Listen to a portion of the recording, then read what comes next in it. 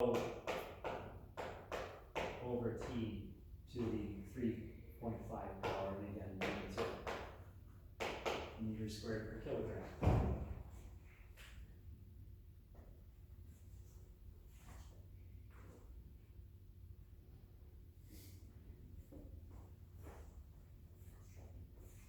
And just to finish all this up, rather than write this all at the start of next time, so let's just finish this up here. So GBF Yeah, I was wondering what would be. and GFF, right, it's not obvious, right? Those are called Gaunt factors. Oh, okay. So I'm not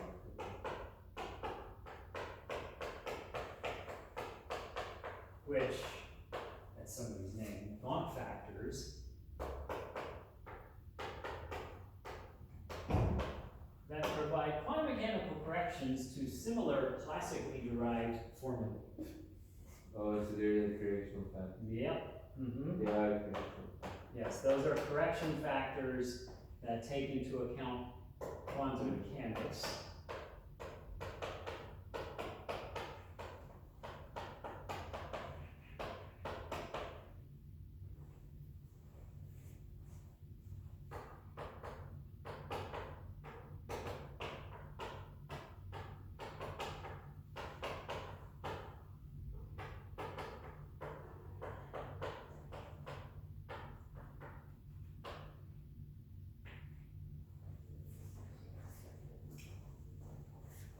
And then that little T of rho T has a great name. It's called a guillotine factor.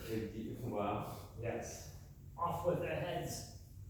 I'm sure the French would love that. Yes, that's right. Whoops.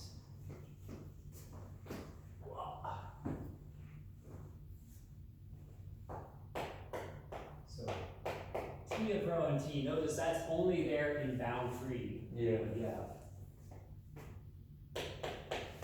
Is a guillotine factor.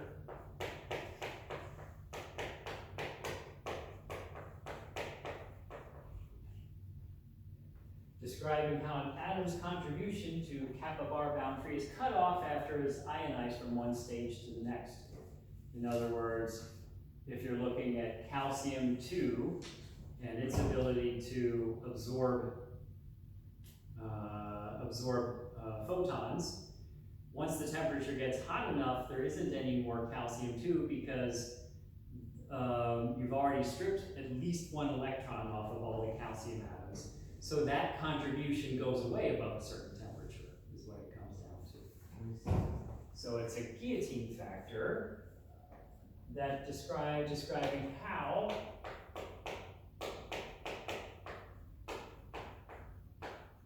an atom's contribution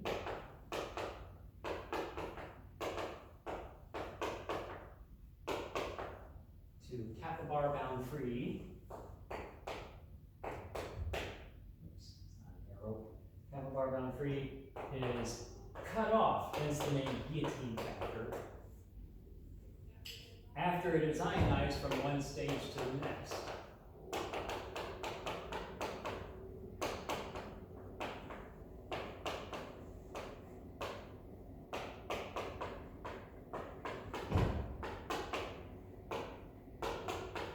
So in other words, the idea is there's not only jumps in the opacity at various wavelengths corresponding to like what we had before, 365 nanometers for hydrogen.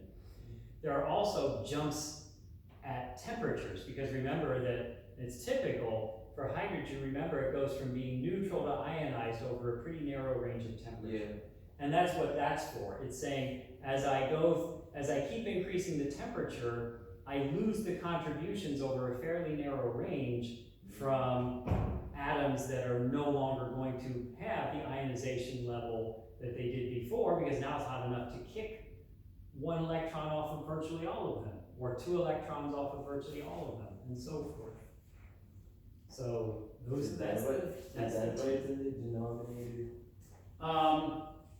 Let me think about that. Let's see. So what that would mean, let's see. So if T is increasing, yeah, it should be tending to reduce kappa bound free, because I'm losing available ions. So I preliminarily I'll say, yeah, that's why it's in the denominator. Okay. Yeah, because if it increases, it's cutting off opacity, so to speak.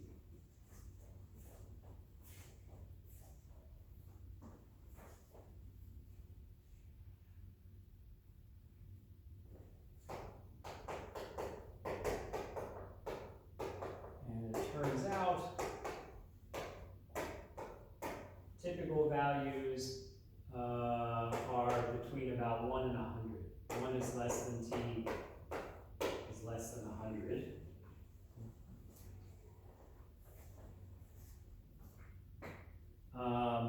So T is itself a function of density and temperature. And G bound free is also a function of density and temperature. And so is G free free.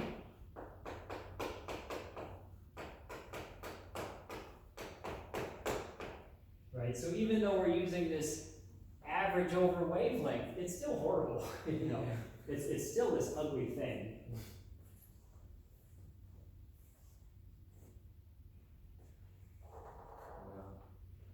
So notice those both look like rho over t to the 3.5 power.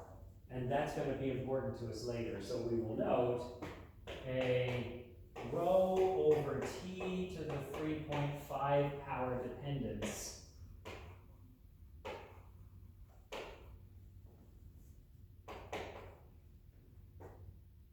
is and I'm pretty sure this is somebody's name, and it's not Kramer's, it's Kramer's opacity law. Oh, Kramer is completely different. Well, this could be pronounced Kramer's, and it probably would be here in America, but I believe that Kramer pronounced his name Kramer. I think that's correct. So okay. a Kramer's opacity law. This isn't the same Kramer who was a mathematician as well. No, I don't think it's the same person. Same Kramer's rule. No, I don't think it's the same person in this case. Okay. I don't think so. Okay. I don't think so. Yeah, so, yeah, that's going to be important to us later on. And then finally, one more thing.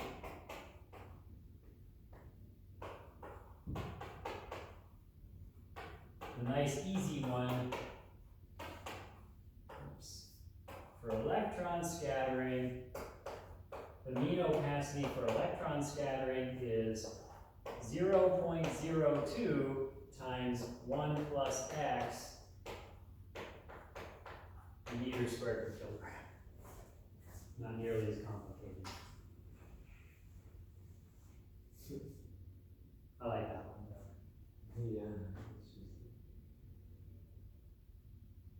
Okay, so next time I will show you this plot that shows how the Kramer mean opacity looks for different conditions. So, and I have it all nicely annotated on the slide.